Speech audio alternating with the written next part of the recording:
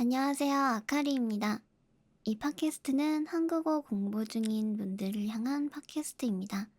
저는 한국의 문화와 최신 소식, 그리고 저만의 다양한 경험 등을 한국어로 전해드리고 있습니다. 안녕하세요, 여러분. 오늘 나눠볼 주제는요. 한국의 가장 흔한 주거 형태 중 하나인 원룸에 대해서 이야기를 해보려고 합니다. 한국에서는 혼자 사는 사람들에게 가장 익숙한 공간이죠. 자취를 한다고 표현하기도 하는데요. 저도 물론 자취를 하고 있습니다. 프로 자취러라고 해야 할까요? 그래서 한국의 원룸에 살면서 겪는 일 같은 거를 말씀을 드리고 싶습니다.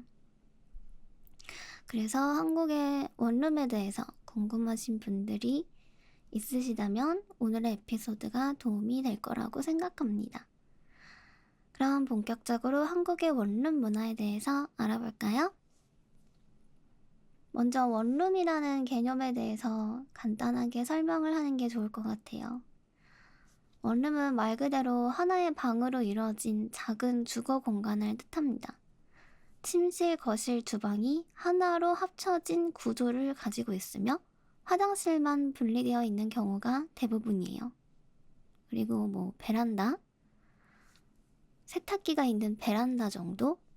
이런 식으로 있는데요. 정말 방이 하나인 거죠. 한국에서의 원룸은 보통 1인 가구나 대학생, 직장인들이 많이 이용하는 주거 형태로 자리 잡고 있어요. 서울이나 수도권, 그리고 대학가 주변에서는 쉽게 찾아볼 수 있는 형태죠. 보통 6평에서 15평 정도의 크기를 주로 쓰고 있고요. 저는 지금 투룸인데 투룸 플러스 룸인 거예요. 그래서 뭐라고 해야 돼? 2.5룸이라고 해야 될까요? 방이 하나가 더 있는데 지금 제가 작업실로 쓰고 있는 이 공간이 0.5에 해당하는 방이에요. 그래서 실제로 우리 집도 그렇게 큰 구조는 아니라고 생각하고 저도 너무나 큰 집에 너무 가고 싶은데 이게 쉽지가 않죠.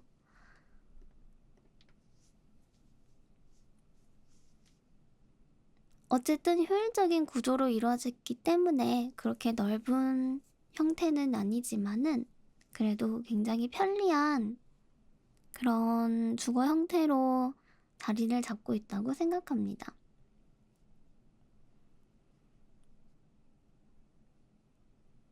원룸은 크게 오피스텔, 고시원, 풀옵션 원룸 등으로 나눌 수 있는데요. 각각의 특징도 한번 살펴볼까요?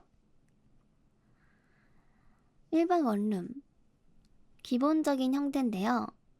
침대와 책상, 주방이 한 공간에 있고 가전제품이 포함되지 않는 경우가 있을 수 있습니다. 이 경우에는 가장 저렴하다고 볼 수 있겠네요. 오피스텔. 원룸보다 조금 더 고급스러운 느낌의 공간으로 건물 내에 편의시설이 포함되는 경우가 많고 풀옵션인 경우가 있어요. 예를 들어 세탁기나 침대가 포함된 경우도 있을 수도 있고 그런 에어컨 이런 것들이 이제 옵션으로 들어와 준다는 거죠. 그리고 다음으론 고시원. 아주 작은 공간에 저렴한 가격으로 단기 거주가 가능한 구조입니다. 보통 원룸이나 이런 오피스텔을 계약을 하려면 최소 2년 정도부터 이제 계약을 하는 경우가 많거든요. 근데 그러지 않고 고시원은 이제 작고 조금 불편한 대신에 언제든지 이제 계약을 파기하고 나갈 수 있는 그런 구조로 되어 있기 때문에 서울에서 일하다가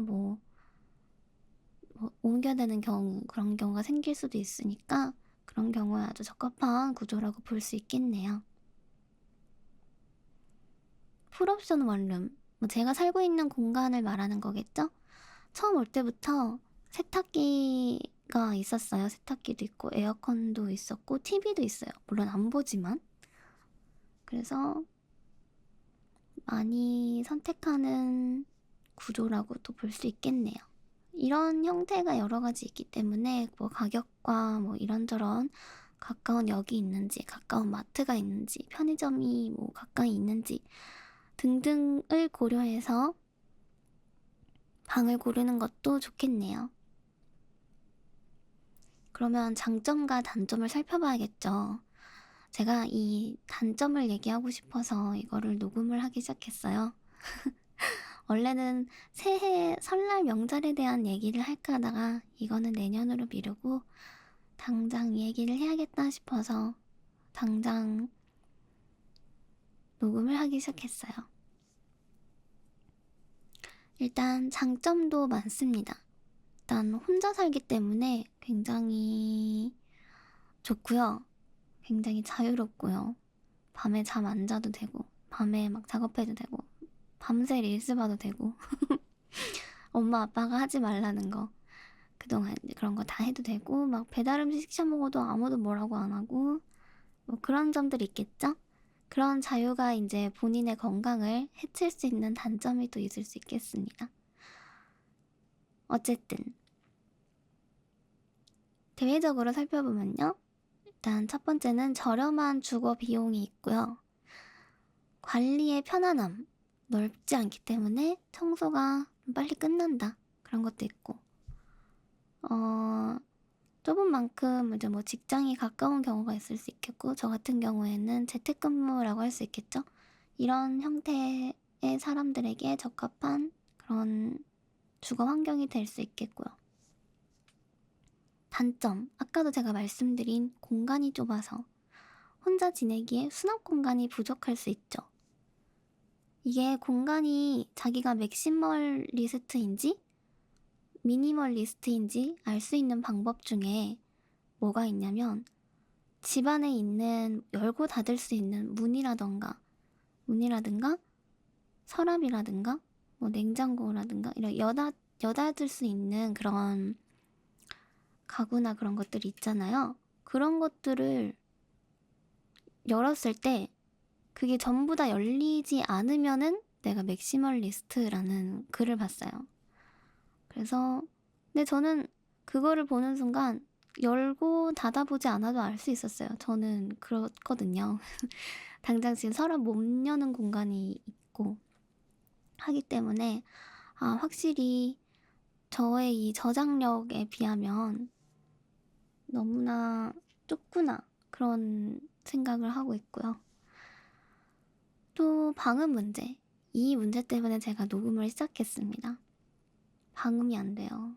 방음이 이게 건축 자재를 뭐 아낀 건지 모르겠는데 아파트에 엄마 아빠랑 살았을 때는 그 아파트가 굉장히 오래된 아파트임에도 불구하고 그렇게 이웃의 소리가 들리지 않았는데 여기 오면은 막 샤워를 언제 하는지 뭐 언제 알람을 맞췄는지 뭐 가구를 지금 옮기고 있는지 이런 게 다 들리니까 그런 이런 이제 녹음을 하는 순간에도 만약에 누가 샤워를 시작하시고 막 이러면은 그런 게 다 들리는 거예요.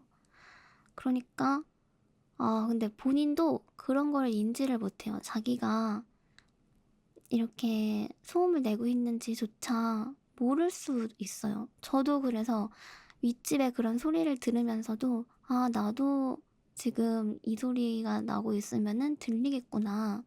조심해야지. 이런 생각을 이제 늘 하고 있는 사람입니다. 그리고 다음 문제는 뭐 환기 문제라고 하는데요. 환기는 이제 시키면 되기는 하는데요. 뭐 창문이 작아서 환기가 잘 안 될 수도 있지만은 뭐 이거는 어쨌든 열면 되니깐요. 이런 장점과 단점들이 많습니다. 그렇기 때문에 저는 이제 방음 문제가 약간 문제가 되고 있는데요. 어떻게 해야 될지 고민이에요. 이사 갈 준비를 하시고 있어서 최근에 그러시는 걸 수도 있어가지고 일단은 참고 있는데 그래서 뭐 말씀은 드렸어요. 관리자님한테. 그래서 전체 공지로 나갔는데 또 계속 그러시고 있어가지고 뭐 이사 갈 준비 하시고 좀만 더 참아보자. 화가 나진 않으니깐요. 대신 제가 이제 이렇게 녹음을 하고 있을 때는 그런 소리가 안 나기를 바랄 뿐이에요, 그냥. 그러면 이러한 원룸을 구하는 방법과 어떤 원룸에 가면 좋을까? 이런 것들을 또 생각해 볼 수 있겠네요. 첫 번째, 예산을 잘 설정을 해야겠죠? 내가 얼마를 쓸 수 있나? 두 번째는 위치, 대중교통이 뭐 역이 가까운지, 뭐 직장이나 학교가 가까운지 등등.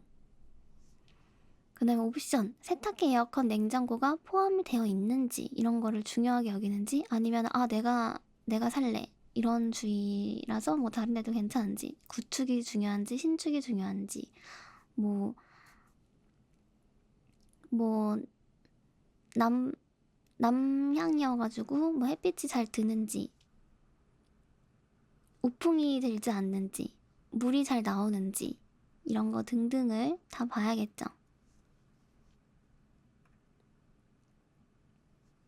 그리고 가장 중요한 건 계약서를 잘 읽어야겠죠.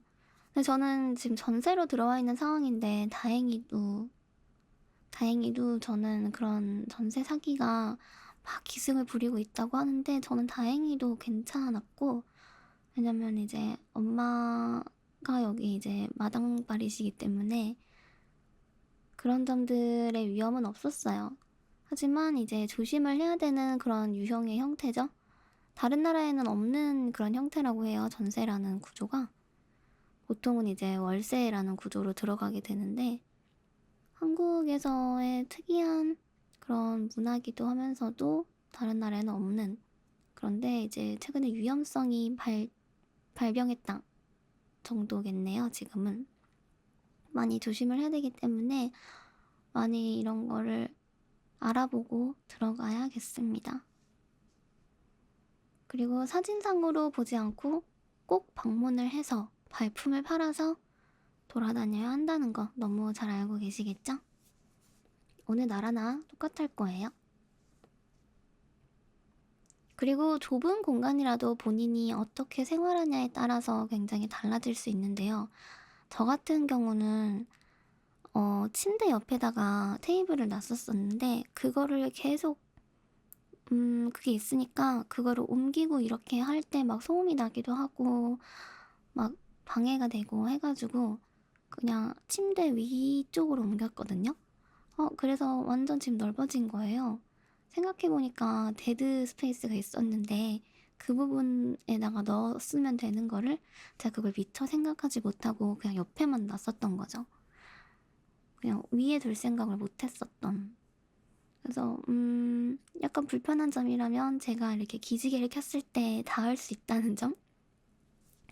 그런 거만 빼면은 뭐 나쁘지 않은 구조, 넓어진 것 같아서 어떤 똑같은 공간이라도 이제 어떻게 쓰냐에 따라서 본인이 느끼는 그런 이미지가 달라질 수 있겠네요. 그래서 이러한 공간들을 수납을 잘 하기 위해서 저는 이제 수납 공간에 두는 수납 용품들 같은 거를 많이 샀었는데, 사실 이렇게 수납을 하려고 하지 말고 안 쓰는 거를 버리는 게 가장 베스트긴 합니다. 제 생각에는요. 근데 꼭 둬야 하겠다면 수납을 잘 할 수 있도록 본인이 정리정돈하는 그런 습관을 잘 기를 수 있어야겠죠.